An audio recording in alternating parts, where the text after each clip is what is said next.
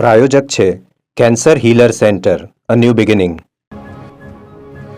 Staff nurse પરીક્ષામાં ગેરરીતિના આક્ષેપો મુદ્દે રાજકારણ ગરમાયું છે. કોંગ્રેસ પ્રવક્તા મનીષ દોશીએ સરકાર પર પ્રહારો કર્યા. કહ્યું કે સરકારી ભરતીમાં ગેરરીતિ એ ભાજપની ઓળખ બની ગઈ છે. ભૂતકાળમાં પણ ભરતી કૌભાંડમાં કોચિંગ ક્લાસની સંડોવણી સામે આવી હતી, જેથી કોચિંગ ક્લાસીસ અંગે પણ કડકમાં કડક તપાસ થવી જોઈએ. વાયરલ વિડીયો મુદ્દે જિલ્લા પ્રાથમિક શિક્ષણ અધિકારીએ આપ્યું છે નિવેદન. કહ્યું કે શાળાના જવાબદાર આચાર્યને નોટિસ આપીશું. શાળામાં બાળકો પાસે કામ કરાવવું એ યોગ્ય નથી. વિદ્યાર્થીઓની સંખ્યા મુજબ પ્રાથમિક શાળાઓને પ્રતિ માસ 1800 રૂપિયા ગ્રાન્ટ અપાય છે. ગ્રાન્ટ આપવા છતાં વિદ્યાર્થીઓ પાસે કામ કરાવ્યું.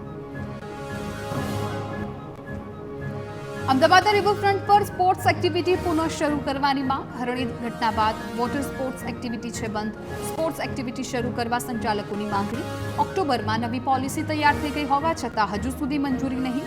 મંજૂરી ન મળતા નુકસાન થતું હોવાનો સંચાલકોનો દાવો. સુરત શહેરમાં મનપાની બેદરકારીનો સિલસિલો યથાવત. ફરી રસ્તા પર ખોદેલા ખાડામાં ખાબકી ટ્રક. કતારગામમાં પાણીના લીકેજ માટે ખોદવામાં આવ્યો હતો ખાડો. રોડના સમારકામની કામગીરી પૂર્ણ નહીં કરાતા દુર્ઘટના. કોઈ બેરિકેડ પણ નહીં લગાવવામાં આવતા હાલાકી.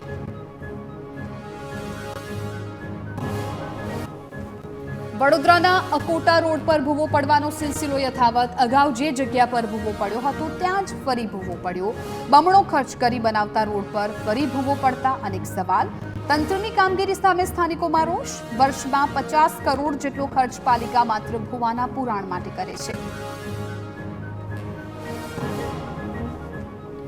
રાજ્ય સરકાર દ્વારા 15 બાંગ્લાદેશીઓને ડિપોર્ટનો મામલો. ગેરકાયદે વસવાટ કરતા 15 બાંગ્લાદેશીઓને ડિપોર્ટ કરાયા. ક્રાઇમ બ્રાન્ચ દ્વારા ગેરકાયદે વસતા 50 બાંગ્લાદેશીઓની ધરપકડ કરી છે. આવનારા સમયમાં વધુ 35 બાંગ્લાદેશીઓને ડિપોર્ટ કરવામાં આવશે. બાંગ્લાદેશે પણ પોતાના નાગરિકો હોવાનું સ્વીકાર્યું.